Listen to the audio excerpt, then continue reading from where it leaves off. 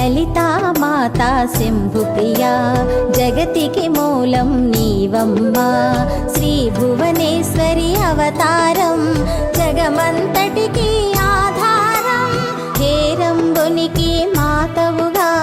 హరిహరాదులు సేవింప చండుని ముండుని సంహారం చాముండేశ్వరి అవతారం పద్మరేకుల కాంతులతో బాలా త్రిపుర సుందరిగా హంసవాహన రూపిణిగా